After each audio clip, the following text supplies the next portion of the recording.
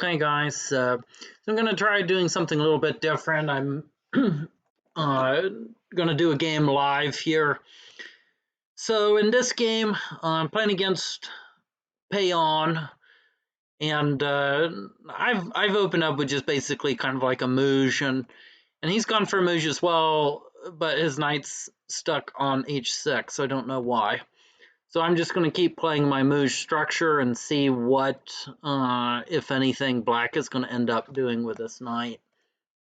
Looks to me like he's going to maybe try to reroute it. Let's see. Knight to f6.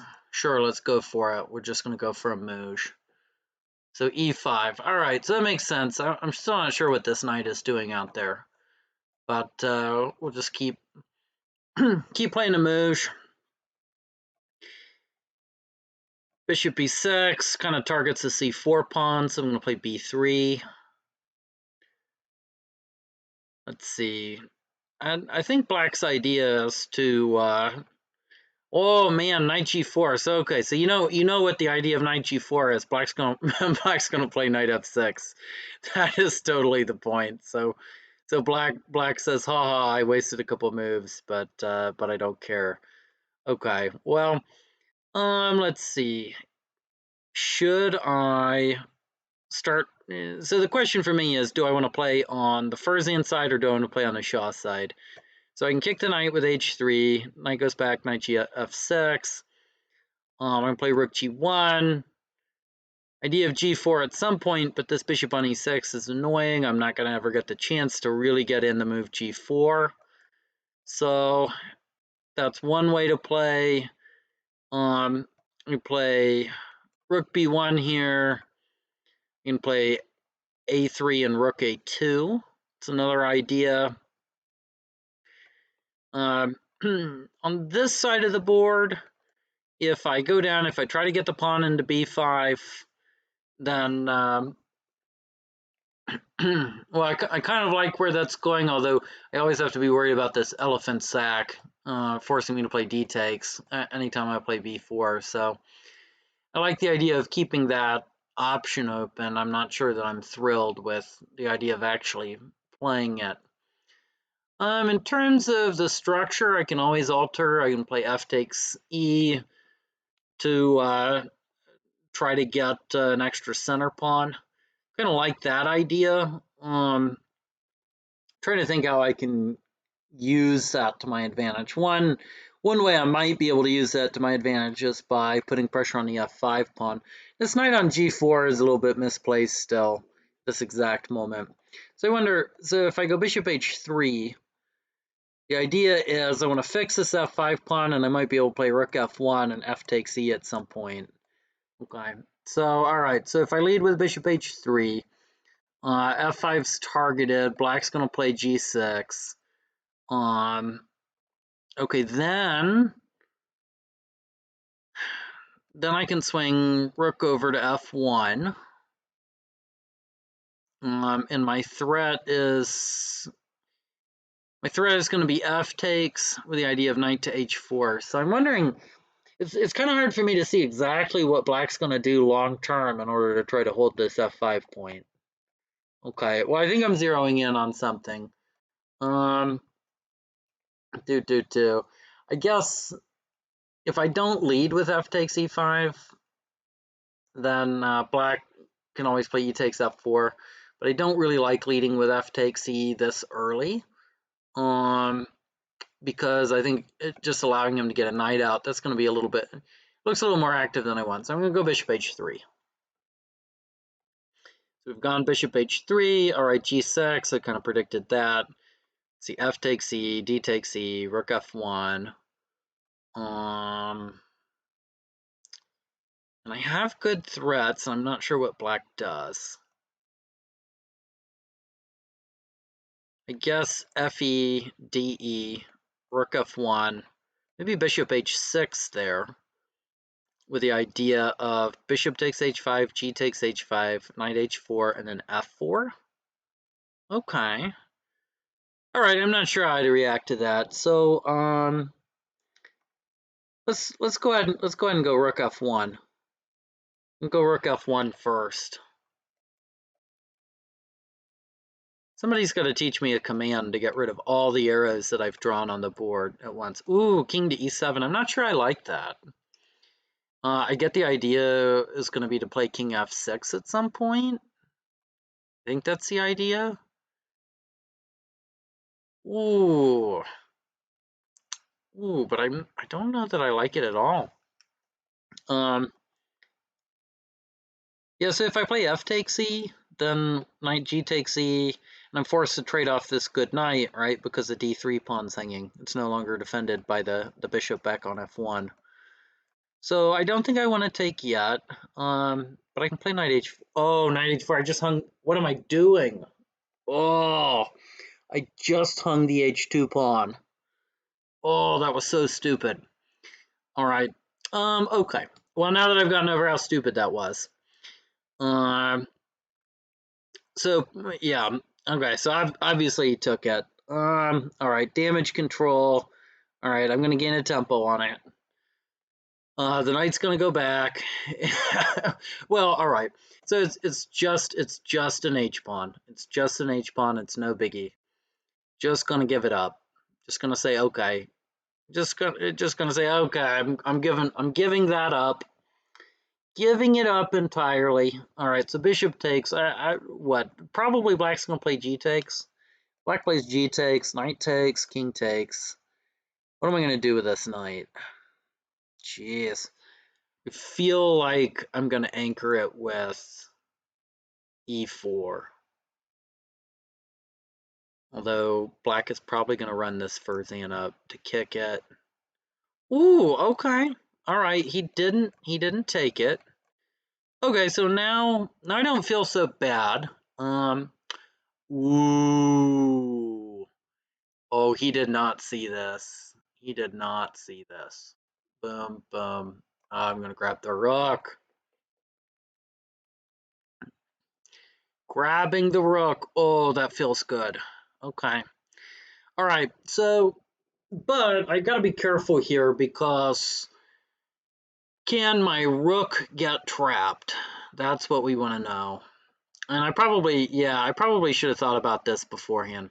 Okay, well, he didn't go for it. If he hadn't taken it, maybe he could play bishop h6, and then the idea was going to be king f7, king g7. And yeah, I should have thought about that. I guess I'm going to have knight to e4, bringing a knight into g5 or something. I should have thought about the consequences of this before I went into it, but okay. He didn't play that way. He took. So now I have a great opportunity to just run away. And the question is, how do I want to use that opportunity? Or do I want to use it? I think I do because bishop h6 is threatened. That's going to be a big issue for me. Yeah, I'm looking at maybe I could do something in the center, but no. All right, so I can retreat the rook to h4, or I can retreat it to h1. H4 looks kind of active. H1 looks fine too. Which way do I want to go? All right, so on h4, my idea is, ooh, it's going to take me a very long time to double on the h file. That does not look practical. It's going to take 1, 2, 3, 4, 5. Okay, 5 moves. All right, I'm never going to have time to do that. Which leads me to believe, so if I'm not going to double, then let's just go all the way back. Let's go all the way back to h1. And the idea with this is at some point I'm just going to play rook to f1. All right, so Furzian up. All right, makes sense. He's going to guard the f5 pawn. What are we going to do? Well, we have to get this rook into the game. What is the right way to play here? You can play pawn up, or I can play rook b1. Pawn up or rook b1. Ooh, I disconnected. Let's try again. Let's see. Okay, well, my internet's all right. So, all right, failed All right, I reconnected. All right. So A3, I'm going to cover the B4 square. But I'm going to take away the A3 square from my elephant. Which probably doesn't matter too much because I don't think this elephant was ever getting out anyway. I think the elephant has to stay here and guard E3 for the rest of the game. Okay. Well, yeah, and if I want any counterplay of my own, if I want any counterplay of my own, I probably have to run this. Pawn up to B5 or something. Ooh, yeah, maybe I do actually. Rook to B1. Yeah, because I'm never actually going to double over here, and I'm probably never going to get this rook over to where I want it on the Shah side anyway. So let's go rook B1, because I'm going to need to blast open the B file or something if I want to get any play. Yeah. Yeah. All right, what's material here? I know that I won big material. All right, both sides have a Furzan. All right, looks like he has a knight and an elephant for rook and pawn. That looks like a pretty decisive material advantage for me. Just have to find a way not to blow it.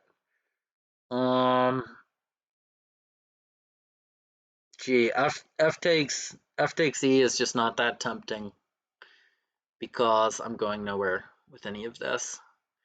So what have I got to do? If I want active play, ooh, all right. So I could reroute this knight. I could take it on a very, very long walk.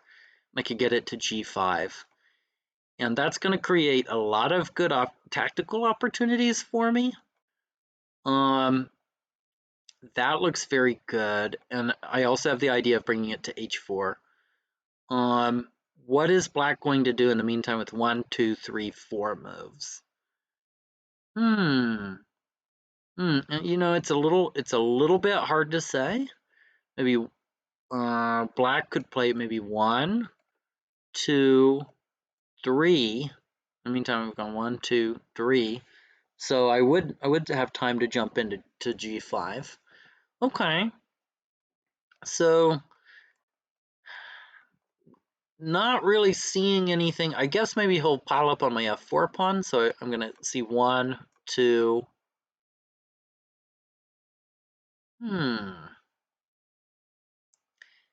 Yeah. So 1, 2, and 1.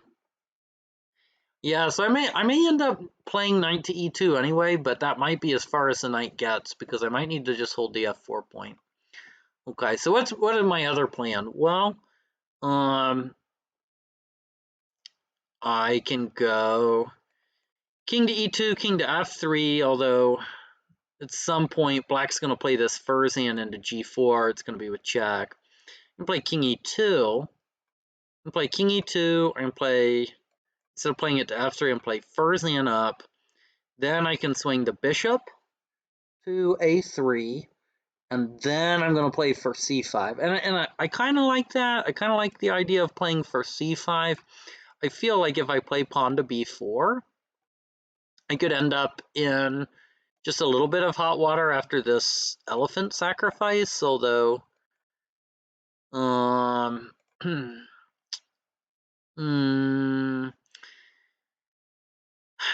might want to go for it anyway because I probably could use some materials. So all right, so how am I going to start?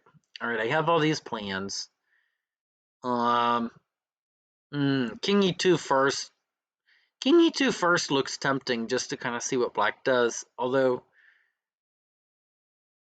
nah, I don't want to take that square away from my knight. All right. Yeah, black's pretty active. I'm going to have to do something active. I'm going to play B4. I'm using up a lot of time.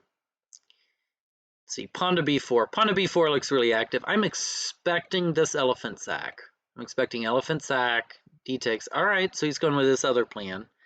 The idea is knight to H6 and then Furzan up. But I don't actually see black getting a lot further. I mean, he is going to put the Furzan on F3, but there's not a lot I can do about that. You know, so let's, I guess let's not worry too much about it. So what can I do? I can play pawn to C5. So I have the b5 break, but then black's going to pass me with c5. And I get the d5 square, but I can't really do a lot with that. And put a knight there. But black's going to play knight takes. Probably not a big deal. But okay, on the other end, the c5 break. Well, that's really going to open the position. Black's going to push with d5. But then I have the opportunity to play f takes, and maybe then I'm going to have some weaknesses on the dark squares. I can reroute the knight with knight e2, try to come in on the dark squares. So, okay, all right. All right, the move pawn to c5 doesn't look all bad. I'm wondering just concretely. Well, all right, I don't have time to look at a lot of concrete lines, so I'm going to play c5. That's going to be my big thematic break. Okay, pawn to d5. I can play pawn to b5 right away. Oh, and it looks good. I can also play f takes and just king to c2. And I'm going to reroute the knight to e2. That also looks good. So I'm wondering which one's better. I'm a little bit behind on development. And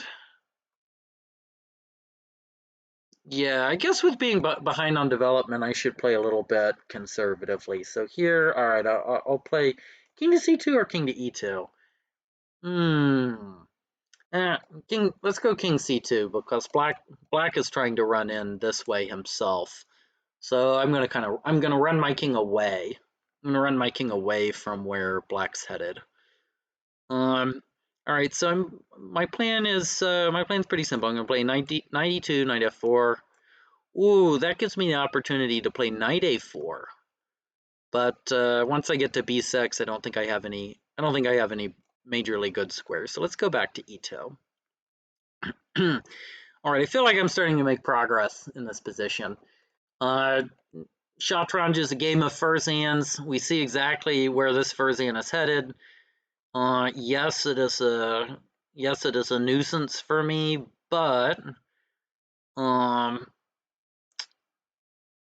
don't think it's anything more than a nuisance. At least not yet. Nothing at this point. It's just a nuisance because it comes into f3, but it's not actually hitting anything, and it's not menacing my king. Notice I put my king away from this Furzan, so it's not really menacing it.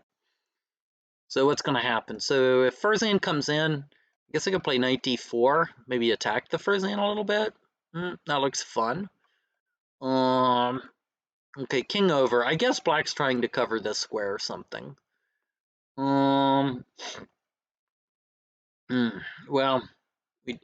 we don't have a lot of time, so I'm just going to keep walking. Yeah, the idea is to play king g7 and then bishop here, and then cover the f4 square. Ooh, knight to f3. Maybe I'm wrong about the idea.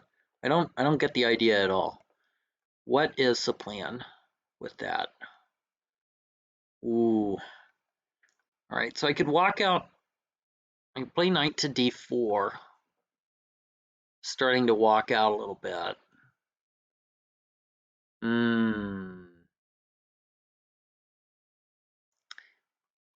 Yeah, I can play that, but it feels a little chicken. I'm not sure that I actually want to do any trades because I kind of like my knight. Let's just go up. I'm not sure that I see black's plan yet. Okay. Well, luckily for me, that's not hitting anything. This structure looks solid for now. Of course, I gotta watch out for knight takes d4 stuff. There can be tricks. Black's gonna try to open this file, but I'm not seeing the plan yet. And I'm up in exchange. All right, there we go. But I'm still holding really, really solid on e3. So I feel very solid. So let's keep going. I'm gonna get this counterattack going. Guys, if you thought back like 10 moves, I never actually thought that I was going to be pulling off this Shah side attack, but it looks like I'm going to do it. Okay, all right. So the idea is to come out with bishop h6, but black's a little bit slow. Black's slow here, so all right, let's keep going. I haven't found the plan for black yet. So okay, so the question here is, am I going to play b takes or am I going to play b6? And b6 is going to be super tempting because my idea is going to be to play rook a1 and rook a7. So all right, so I've got a few minutes. I got a minute, so I can be concrete. B takes, rook b7 with check. Black plays king g6. I have knight f4. That looks super good. Knight f4 check because king g5, rook g7 is going to be maybe mate. So b takes, rook b7, then king g8. And then I'm going to play knight f4 followed by maybe knight g6. I'm going to try to mate on h8. All right, so that looks winning. My other plan was to play b6 and then rook a1, rook a7. But after rook e7, I don't know how I continue for sure. So let's try this. Let's play check. What is black gonna do? If king g6, I think I'm mating him. But if king g8, probably still gonna play. Yeah, I'm probably still gonna play knight f4 here. This is still causing black some problems. So my idea is pretty simple. I'm gonna play knight g6 and then I'm gonna play rook h8 mate. And if I can't get away with that, at least maybe I can go to e7 and grab the pawn on c6. So that's what I'm gonna do. Let's see. Yeah, I'm not sure what we're gonna see from black. Okay, knight g5. That looks creative, but okay, the idea is to cover, yeah, black's gonna cover the h3 square. Okay. I guess I want to just look, because I could play Fursan to e5, but then knight to h5. All right, I'm not going anywhere there. I mean, I'd love for the Fursan to come in further, but it doesn't have a lot of support. So let's go this way. Knight g6. Okay, knight back. Now let's go knight to e7. And at the very least, I'm going to grab this thing on c6. So my Shah side, after all this, it's going to be my Shah side attack that ultimately helped me out. Just it looks like there's a juicy tactic, but I don't think there is. So let's just keep going. Shah side attack. What's the next point on the Shah side attack? Well, d5 is the last remaining black piece on the Shah side. Looks like I ought to be able to surround it. All right, so he's going in rook a2. Oh, but it looks so tempting. I can play this and scare the knight away. And then I'm crashing through on h7. So Fursan up, rook a2, king to b3 maybe. Scare the rook away. Then I play Fursan to f6. Oh, that's just crushing. That's crushing. But I could also play like good positional chess and just play knight b4 and defend this and then take this pawn. And that like seems super simple, and that's really what I should do. Oh yeah, because if I get the Fursan to f6, and he's just gonna play. All right, let's be boring. Yeah, The problem was, guys, if I ran the Fursan to f6 and then like knight to g3 or a knight to h3, just blocking me entirely, and then I'm allowing counterplay. So let's not do that. No counterplay. We have to play responsibly. Play responsibly this game, John. So knight b4. Okay. All right. Let's go here. You know, actually, as a side effect of this, I'm threatening knight f6, and now I actually have all of the juicy play that I dreamed about in the other line where I was being like very reckless. So I guess playing responsibly has paid off. Let's see. All right, rook here. Ooh, is there something sneaky I'm missing, or do I just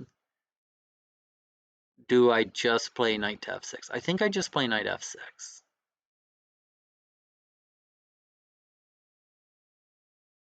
Yeah, let's go for it. Knight f6. So if Ferdinand comes into h3 just to block me, then I'm going to play rook takes, knight takes, and then I have rook takes h7 mate. Yeah. Okay. All right. Yep, and he went for it. Let's go rook takes h3. Okay, very nice. All right. This is game all because I have just a very powerful mating attack. Okay. All right. Well, thank you. GG. So, yeah. So just yeah, thinking about this, like where were the critical mistakes? Just quick recap. So this structure looked a little loose on the f5 pawn, so that's why I played the way that I did to try to surround it. And then the knight on h6 looked a little misplaced. So I think black got into some trouble in the opening. I did not see at all this knight takes h2. It ended up working out for me, kind of. But if I'd been responsible, I would have played a3 and rook a2, or even just rook b1, rook b2, if I want to keep a3 open for my elephant. And just guard this pawn, and then I can continue with the same plan. Oh my gosh, it made no difference. So I hung the h2 pawn. Luckily, I pulled it off, and then after knight f6, I had knight takes, rook takes. But then after g takes and rook h1, I should be winning this because I'm up a pretty clear exchange. So knight takes, h takes, rook takes. I'm wondering if bishop to h6 was the move, and I'm trying to think, what exactly can white play to stop king to f7, king g7. Yeah, not so easy. So knight to e4 to try to get to the h7 square. If king f7 and knight takes is going to be helpful for me because king g7. Oh, but then knight takes. All right, so I'm not doing as well there as I thought. So yeah, knight to e4. It's possible even king to f7 here to try to trap this rook.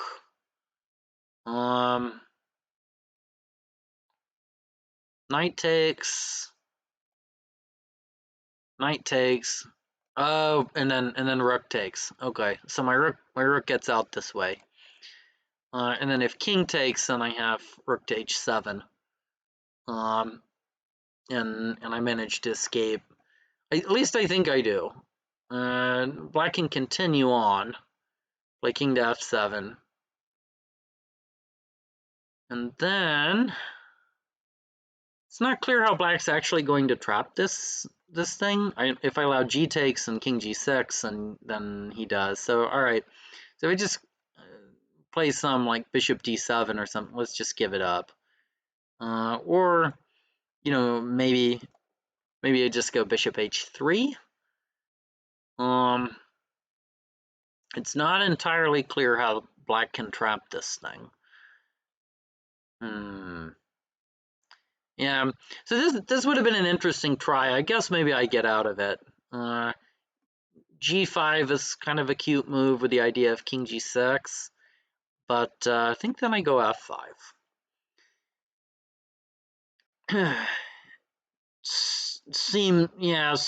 Seems to me that I'm getting out. But yeah, that would have been a very interesting try. I think bishop h6 was maybe black's last real chance. After this, yeah, with b4, I think I found the right plan here. I don't think I want to match wits on the Ferdinand side. I'm just too far behind. But if I play on the Shah side, black is entirely open here, and with the extra exchange, my rook's going to be really powerful. So c5 was a great break. b5 was not as good a break because of just c5, and maybe I would play knight d5 check, but okay, what does it matter? Black can just let me take this.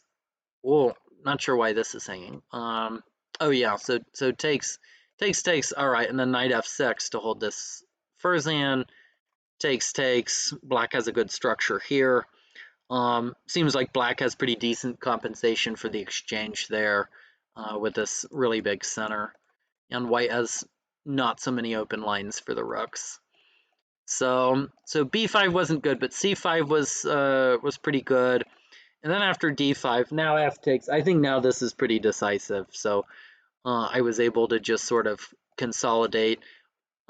Just Shatranj is a game of Furzans, and my Furzan kind of came out into the game in an aggressive way. This Furzan was good, but it wasn't actually attacking anything since I moved to Shah away.